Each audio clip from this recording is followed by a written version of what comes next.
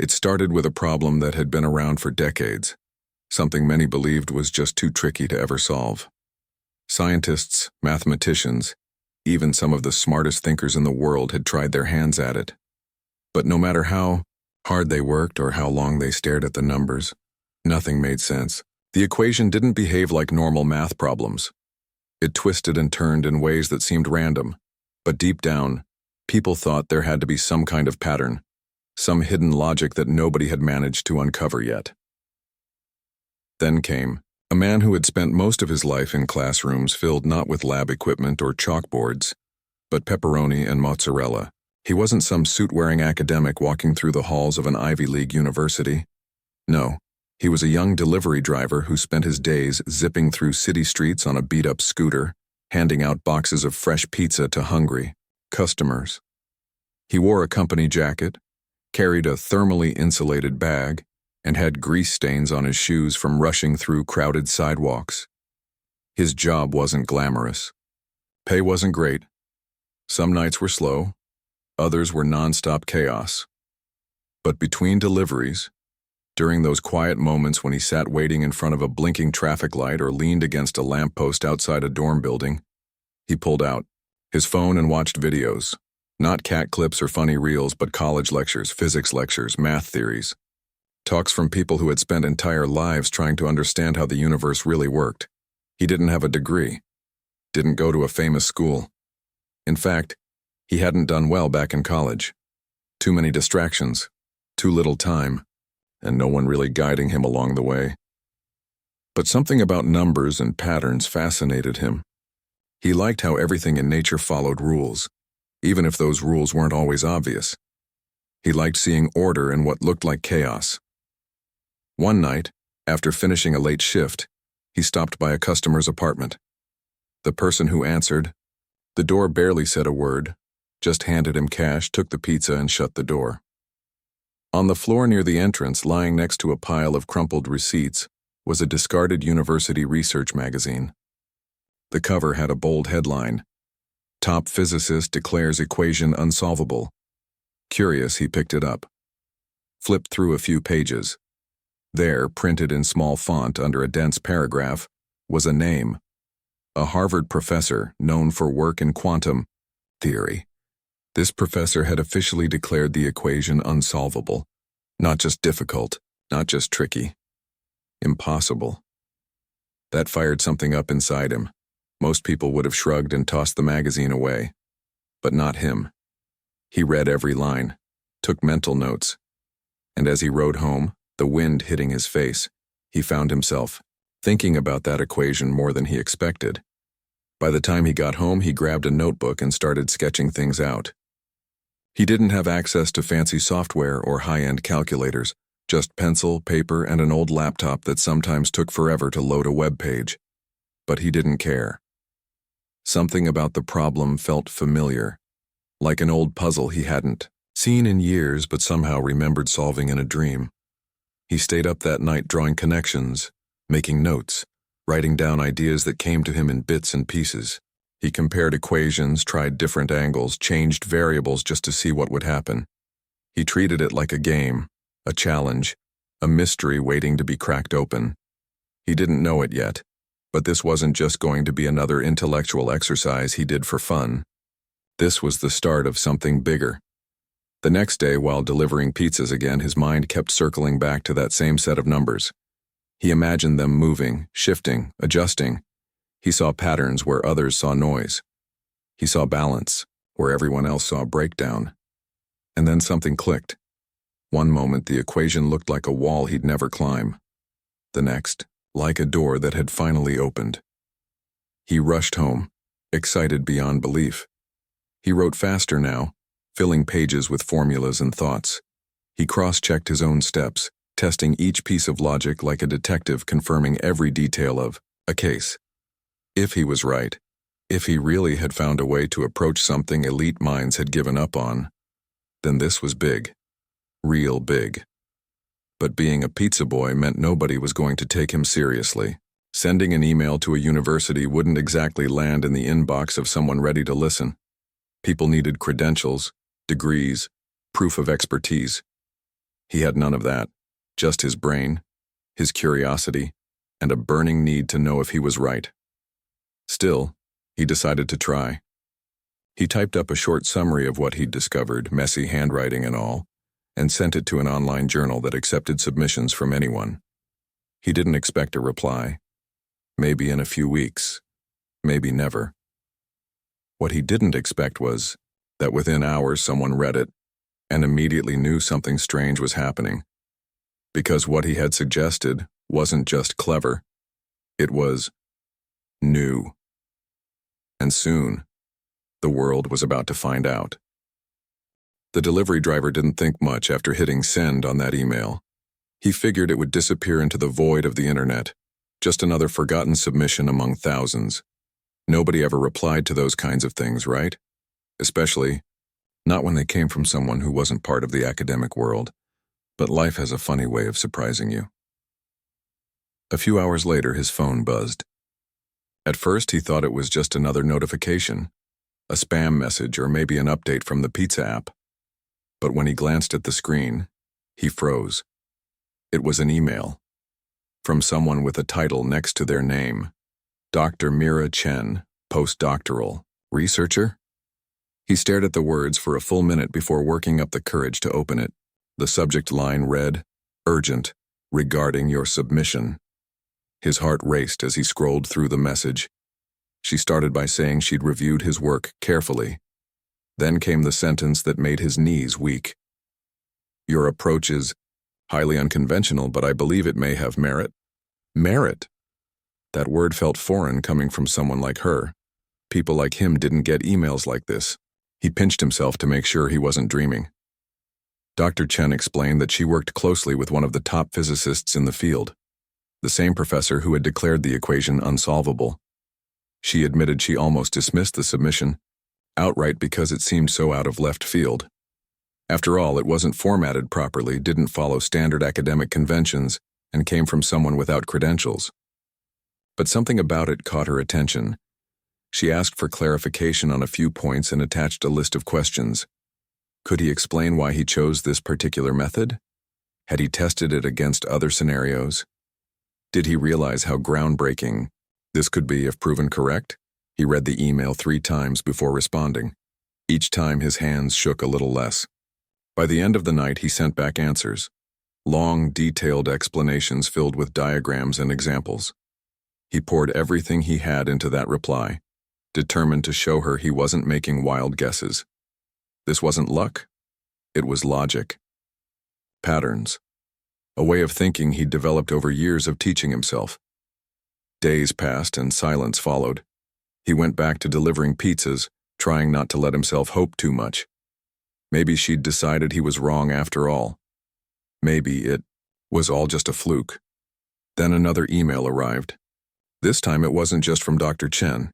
It was forwarded, with his permission, to the professor himself, the man whose name was plastered across textbooks and conference stages, the guy everyone called a genius. At first, the professor's response was skeptical. "It's impossible," he wrote to Dr. Chen privately. "This kid doesn't have formal training. There's no way he solved this."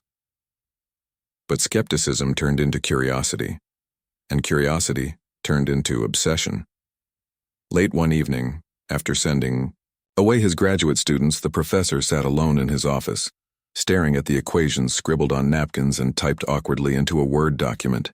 For hours, he dissected every step, running simulations, testing variables, checking assumptions. And then it happened.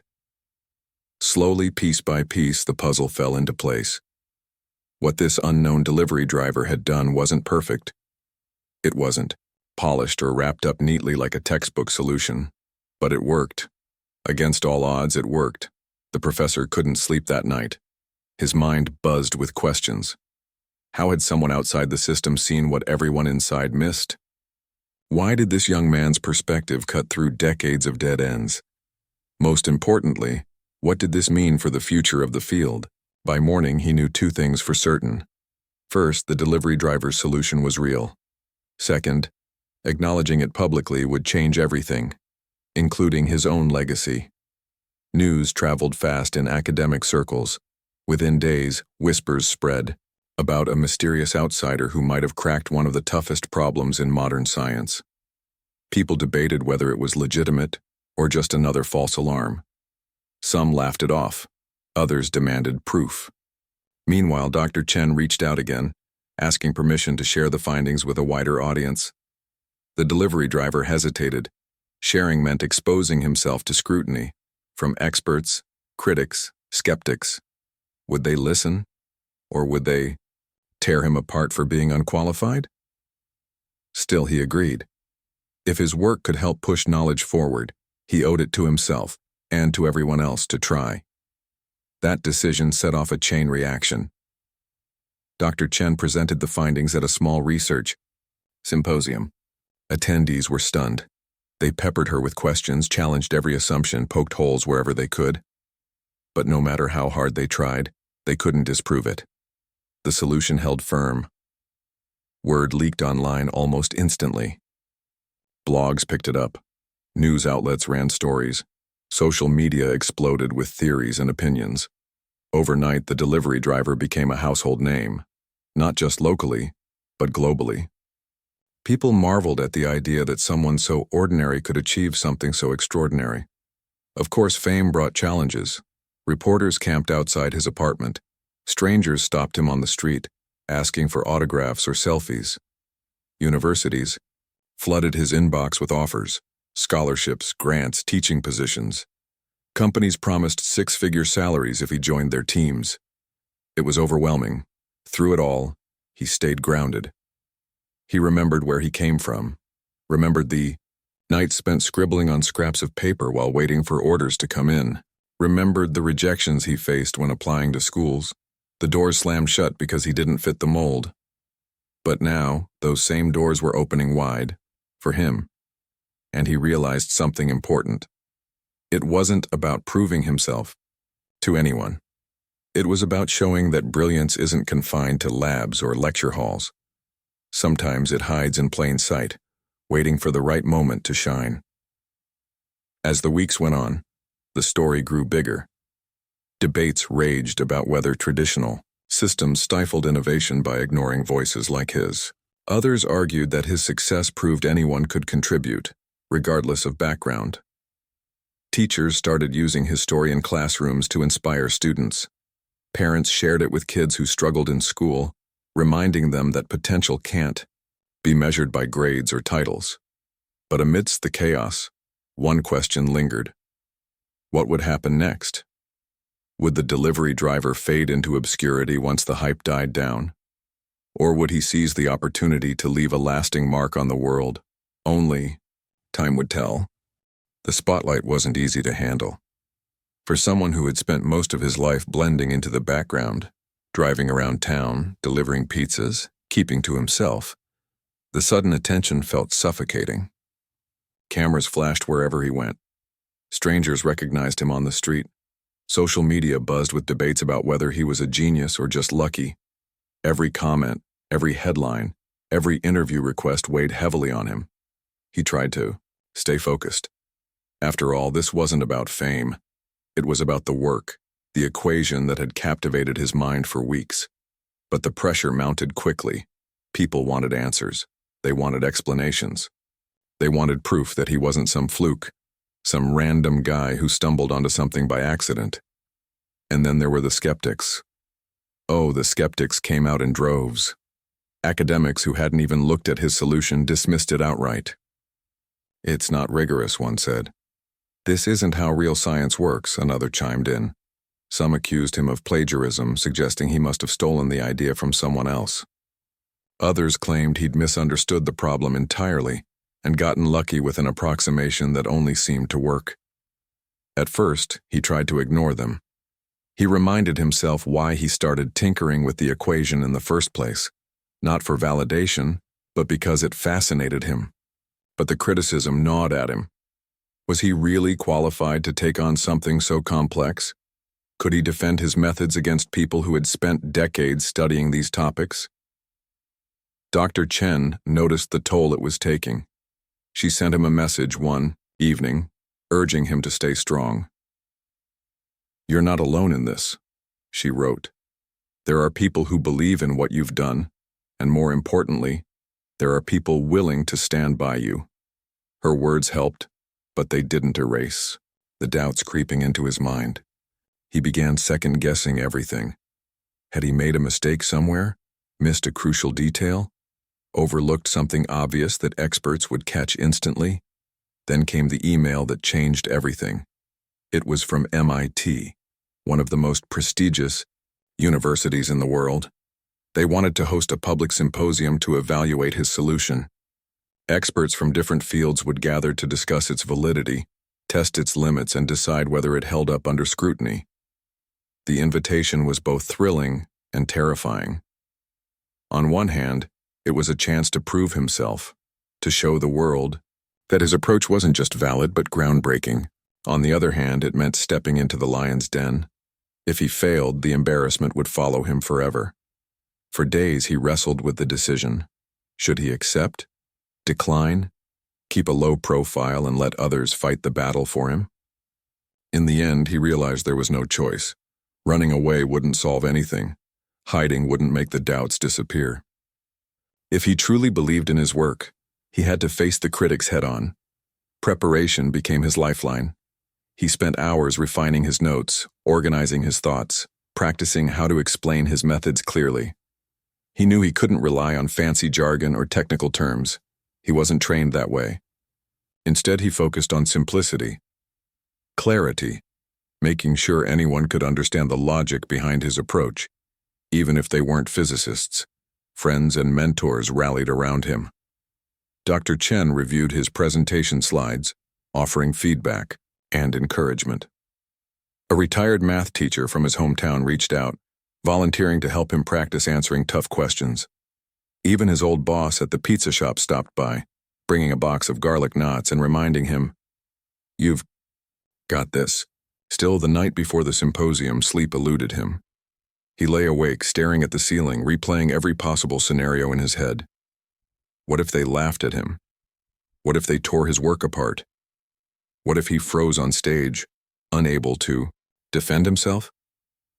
But as dawn broke, a strange sense of calm washed over him. Maybe it was exhaustion. Maybe it was acceptance.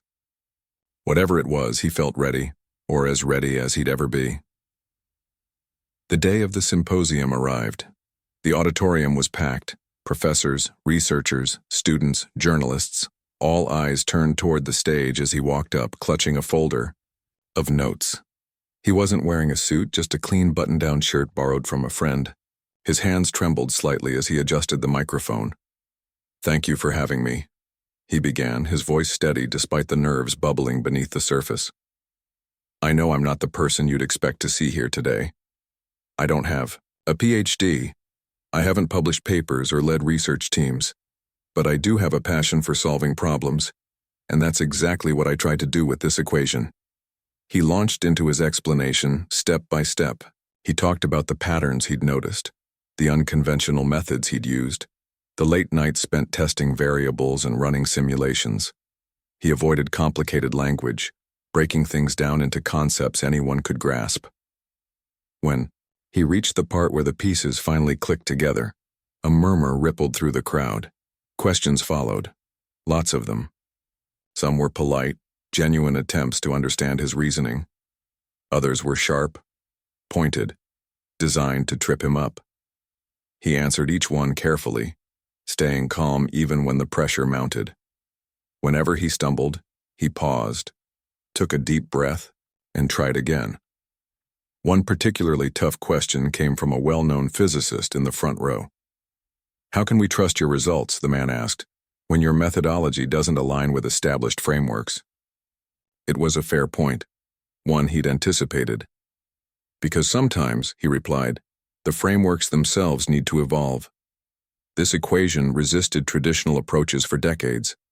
Maybe that's because it required a fresh perspective. Not better or worse, just different." The room fell silent. For a moment, it felt like the entire audience was holding its breath. Then, slowly, a few people nodded. Applause trickled in, hesitant at first, then growing louder. By the end of the session, opinions were divided, but not entirely against him. Many still questioned the rigor of his methods.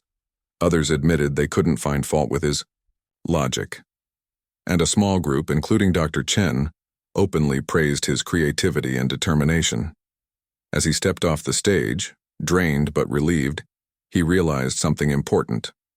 Winning universal approval wasn't the goal. Convincing everyone wasn't necessary. What mattered was planting a seed, an idea that maybe brilliance didn't always come from predictable places. That maybe, just maybe, the next big breakthrough could come from someone sitting quietly in the back of the room, scribbling ideas on scraps of paper while waiting for their next delivery order. The road ahead wouldn't be easy. Critics would continue to challenge him. Skeptics would demand more evidence, but for the first time he felt like he belonged in the conversation, like his voice mattered. And that was enough. For now. The aftermath of the symposium was like riding a roller coaster with no brakes. One moment he felt on top of the world. Applause ringing in his ears, people shaking his hand, telling him how inspiring he was. The next, he was back in the trenches, fending off critics who refused to let go of their doubts. Some experts grudgingly admitted his solution had merit, but others clung to their skepticism like it was a lifeline. They picked apart every detail, questioned every assumption, and argued that his methods weren't rigorous enough to stand alongside traditional approaches. He tried not to take it personally. After all, this wasn't just about him. It was about challenging an entire system. People were used to solutions coming from labs, universities, and research institutions. They expected polished papers, years of study, and credentials stacked higher than skyscrapers. A delivery driver solving a decades-old problem? That didn't fit the script. And when something doesn't fit the script, people push back. But the criticism wasn't limited to academic circles. Social media became a battleground. Supporters praised him as a hero, proof that genius could come from anywhere. Critics called him a fraud, accusing him of oversimplifying a complex issue. Memes popped up everywhere, some funny, some cruel. Late-night talk show hosts joked about the pizza guy who outsmarted Harvard. While some laughed along, others cringed at the mockery. Amidst the chaos, one voice stood out. Dr. Chen, the researcher who had first taken notice of his work, continued to champion him. She wrote articles defending his approach, gave interviews explaining why his perspective mattered, and even organized workshops to teach students how unconventional thinking could lead to breakthroughs.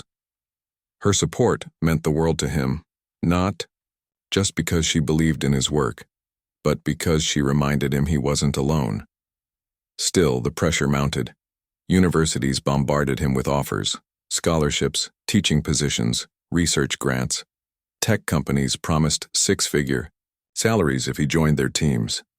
Friends urged him to cash in, to leverage his newfound fame for financial security. But money wasn't what drove him. He hadn't solved the equation for a paycheck. He'd done it because it fascinated him, because it felt like uncovering a hidden truth about the universe. So instead of jumping at the first offer, he took a step back. He needed time to think, to figure out what came next. Fame was intoxicating, sure, but it wasn't sustainable. Once the hype died down, once the cameras stopped flashing and the headlines faded, what would be left? Would he still have purpose? Passion? That question haunted him. Nights stretched long as he wrestled with doubt. Was he really cut out for this? Could he handle the scrutiny, the expectations, the weight of being someone people looked up to? Or would he crumble under the pressure, becoming another cautionary tale about burnout and failure? One evening, while sitting on the fire escape outside his tiny apartment, he flipped through a worn-out notebook filled with equations, sketches, and random thoughts. Each page told a story, a late-night brainstorm, a failed attempt, a spark of inspiration. As he traced the lines with his fingers, he realized something important. None of this was about proving himself to others. It was about the joy of discovery. The thrill of chasing answers to questions no one else dared to ask. With that clarity, he made a decision. He wouldn't chase fame or fortune. Instead, he'd focus on what brought him here in the first place. The love of learning, the excitement of solving puzzles, the belief that knowledge should be shared, not hoarded. His first move was unexpected. Rather than accepting any of the glamorous offers flooding his inbox, he reached out to local schools and community centers. He started giving talks, not to academics or industry leaders, but to kids who might never see themselves as scientists, to teenagers struggling in math class, to adults working odd jobs dreaming of something more. At first, the audiences were small, a handful of curious students here, a few parents there. But word spread quickly. His presentations were different from anything people had seen before. No fancy slides, no jargon-filled lectures, just stories. Stories about how he stumbled onto the equation while delivering pizzas, about how he stayed up nights scribbling ideas on napkins, about how he faced rejection after rejection, yet kept going because he believed in himself. People connected with those stories. They saw themselves in him. They realized that brilliance isn't confined to classrooms or laboratories. It can thrive anywhere, if given a chance. As his outreach grew, so did his confidence. He began collaborating with researchers, sharing insights and exploring new applications for his solution. Together, they discovered ways to adapt his methods to other fields, from medicine to artificial intelligence. What started as a single equation evolved into a framework for tackling problems that had stumped experts for years. But not everyone celebrated his success. Back at Harvard, the professor who had declared the equation unsolvable found himself caught in a storm of controversy. Colleagues whispered behind closed doors, questioning his judgment. Students debated whether his reputation had been tarnished forever. Publicly, he remained silent, refusing to comment on the delivery driver's solution. Privately, however, he couldn't shake the feeling that he'd missed something important. Late one night, after grading papers in his office, he pulled up the delivery driver's original submission. He read it again, slowly this time, letting each line sink in. Then he opened his laptop and started typing. For the first time in years, he allowed himself to think differently, to consider possibilities outside the rigid confines of traditional academia. By morning, he had drafted a paper, not to discredit the delivery driver's work, but to build upon it, to acknowledge its value and explore its potential implications. It wasn't easy admitting he'd been wrong. Humility rarely is. But as he hit send on the email to a major journal, he felt a strange sense of relief. Maybe this wasn't the end of his career. Maybe it was the beginning of something new. Meanwhile, the delivery driver continued building bridges between worlds. He partnered with nonprofits to create programs for independent researchers, people who, like him, lacked institutional backing but brimmed with ideas. He mentored young inventors, encouraging them to trust their instincts and embrace unconventional paths. And he kept tinkering with equations, always searching for the next big question to answer. Life wasn't perfect. Challenges still came. Critics still lingered. But he learned to face them head-on, armed with the same determination that had carried him this far. Because now he knew something he hadn't before. The journey wasn't about proving yourself to others. It was about staying true to who you are, and trusting that sometimes the simplest ideas can change the world. The delivery driver's journey wasn't just about solving an equation anymore. It had become something bigger, a movement almost. People started seeing him not just as a pizza guy who cracked a tough problem, but as proof that brilliance could come from anywhere. That didn't mean life got easier, though. If anything, it got harder. Fame brought attention, and attention brought pressure. But he handled it differently now. He stopped worrying about pleasing everyone and focused on what mattered most, helping others see their own potential.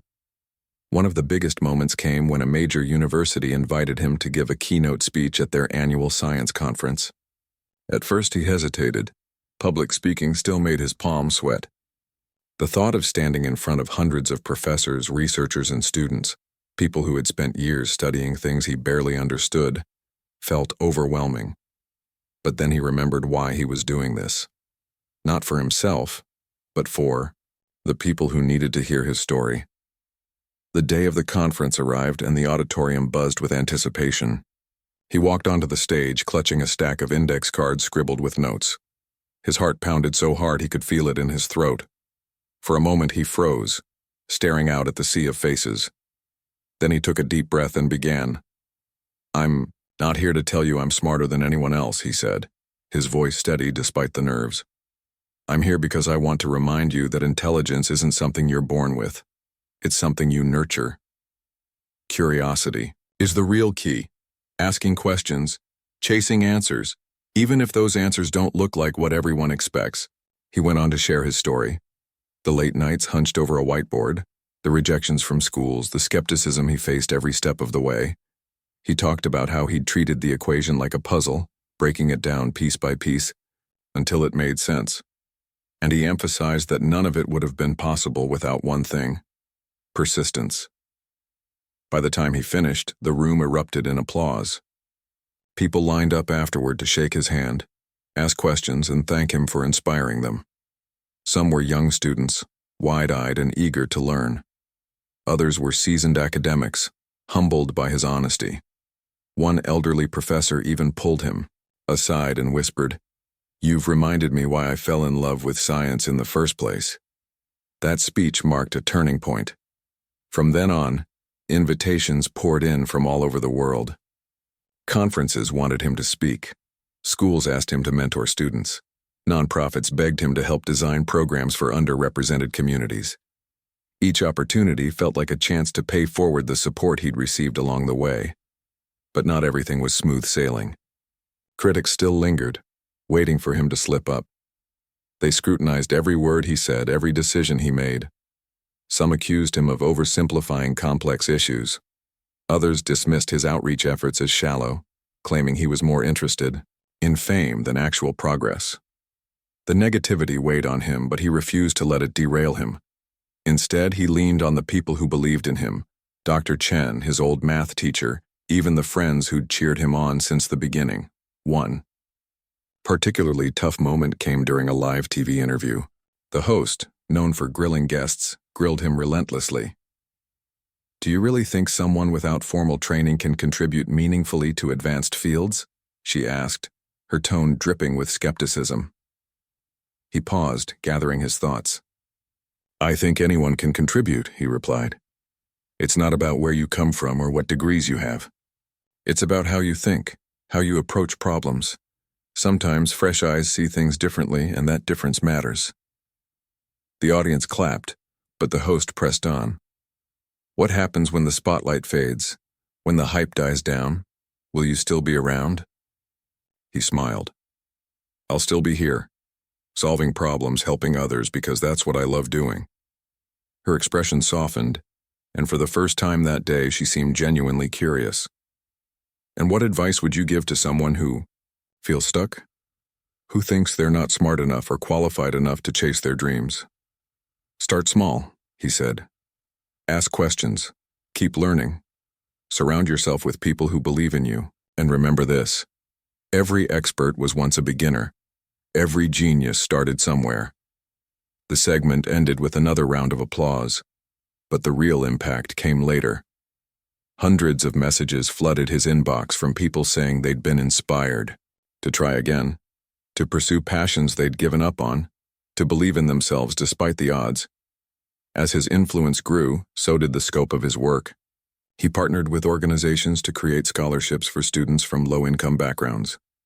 He launched online courses designed to make advanced topics accessible to anyone with an internet connection. And he continued collaborating with researchers, exploring new applications for his solution and pushing boundaries nobody had considered before. Meanwhile, the professor who had declared the equation unsolvable found himself reflecting on his own career. For years, he'd prided himself on being at the top of his field. Now he wondered if he'd missed opportunities to encourage unconventional thinkers, to foster creativity instead of conformity. Slowly, he began changing his approach. He started mentoring young researchers, encouraging them to take risks and explore ideas outside the box. And in quiet moments, he admitted to colleagues that the delivery driver's success had taught him something valuable: humility. But the delivery driver wasn't done yet. As much as he loved sharing his story, he also knew actions spoke louder than words. So he rolled up his sleeves and got to work. He spent months traveling to underserved communities, setting up workshops and labs where kids could experiment freely. He teamed up with engineers to develop affordable tools for classrooms. And he never stopped learning himself, devouring books and articles on topics far beyond his original expertise. Through it all, he stayed grounded. Fame hadn't changed him. Not really. He still lived in the same modest apartment, still drove the same beat-up scooter. When people asked why he didn't upgrade, he shrugged. "This is who I am," he said.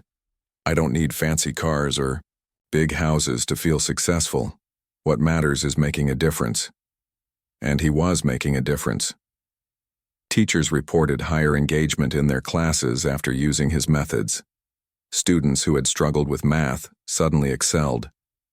Parents thanked him for giving their kids hope. Even critics softened, admitting that his unconventional approach had opened doors they hadn't imagined possible. Still, there were moments of doubt. Nights when he lay awake, wondering if he was doing enough. Days when the weight of expectations threatened to crush him. But each time he reminded himself of one truth: he wasn't alone. There were people counting on him, believing in him. And as long as he kept showing up, kept trying, he knew he'd find a way forward. Because sometimes the hardest part isn't solving the problem. It's believing you can solve it in the first place. And he had learned that lesson better than anyone. Years passed, but the ripple effects of that delivery driver's breakthrough kept spreading.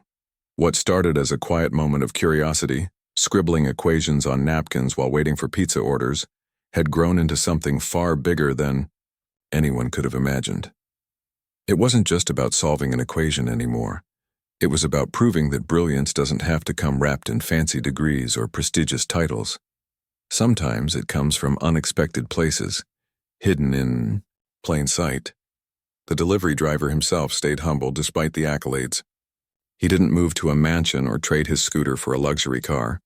Instead, he continued living simply, pouring his energy into projects that mattered most to him. Every day brought new challenges, new opportunities to make a difference.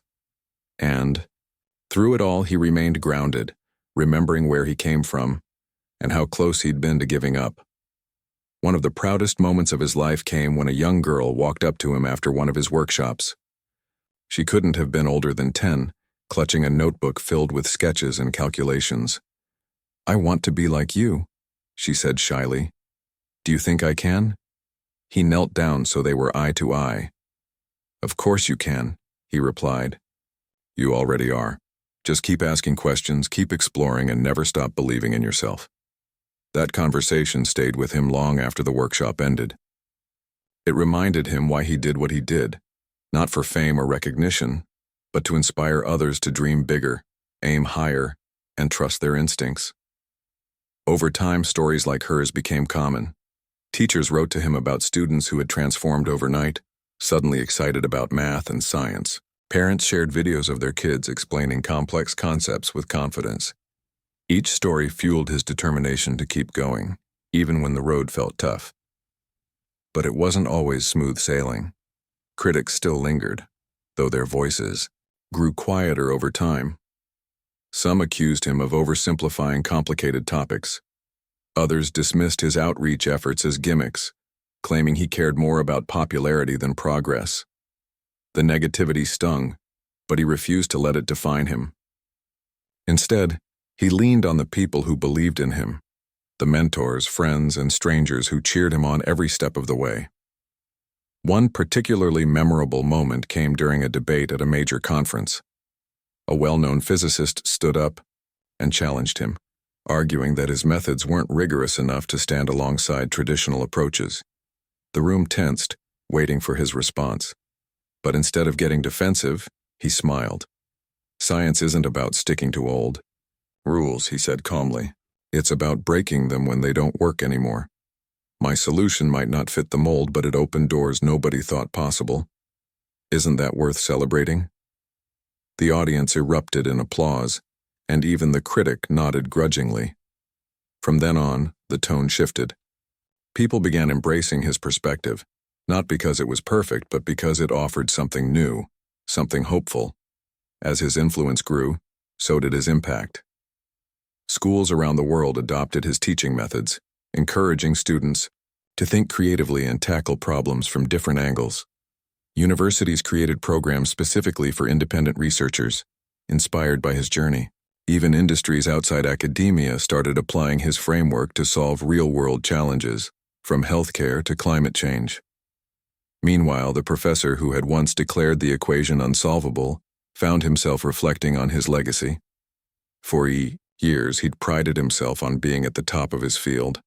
Now he wondered if he'd missed opportunities to nurture unconventional thinkers, to foster innovation instead of conformity. Slowly, he began changing his approach. He started mentoring young researchers, urging them to take risks and explore ideas beyond the norm. In private conversations, he admitted that the delivery driver's success had taught him something profound: humility. "I spent my career thinking I knew everything," he confessed during a rare interview. But sometimes, the greatest discoveries come from people we least expect. I was wrong to dismiss him, and I'm grateful he proved me wrong. That admission meant more to the delivery driver than any award or title ever could. It wasn't about vindication. It was about bridging divides, about showing that collaboration, not competition, drives progress. Together, the two men worked on a joint paper, combining their perspectives to push the boundaries of the original equation even further. Their partnership became a symbol of unity, proving that differences could lead to greatness when embraced rather than feared. Back in his hometown, the delivery driver returned often, staying connected to the community that shaped him. He visited schools, gave talks at libraries, and even helped fund a local science lab for kids. On weekends, he still delivered pizzas occasionally, not because he needed the money, but because it kept him grounded. Reminded him of the nights he spent dreaming big while navigating crowded streets. His apartment remained modest, decorated with reminders of his journey. A framed pizza box covered in equations hung proudly on the wall. Letters from students lined his bookshelves, each one a testament to the lives he'd touched. And tucked away in a drawer was the original submission email he'd sent years ago, the one that changed everything. When asked about his future plans, he shrugged. "I don't know what's next," he admitted. "Maybe I'll write a book. Maybe I'll start another project. All I know is I'll keep doing what I love, helping people see their potential, chasing answers to questions no one else is asking." And chase he did. Decades later, his name became synonymous with innovation. Textbooks mentioned him alongside pioneers who had redefined entire fields. Museums featured exhibits about his journey, inspiring generations to come. Yet despite the fame, he never lost sight of who he was: a curious mind driven by passion, not perfection. On his 60th birthday, surrounded by friends, family, and colleagues, he reflected on his life. "People call me a genius," he said, raising a glass. "But I'm not special. I'm just someone who refused to give up, who believed that every problem has a solution, if you're willing to look for it." The room erupted in cheers, and as he looked around, he realized something important. Success wasn't about standing alone at the top. It was about lifting others up along the way, about creating a world where anyone, anywhere could dare to dream, and find the courage to make those dreams real. Because sometimes, the greatest discoveries aren't about numbers or formulas. They're about people, about connection, about proving that brilliance isn't confined to labs or lecture halls. It's everywhere, waiting for someone brave enough to uncover it. And that, he decided, was the true measure of a life well lived.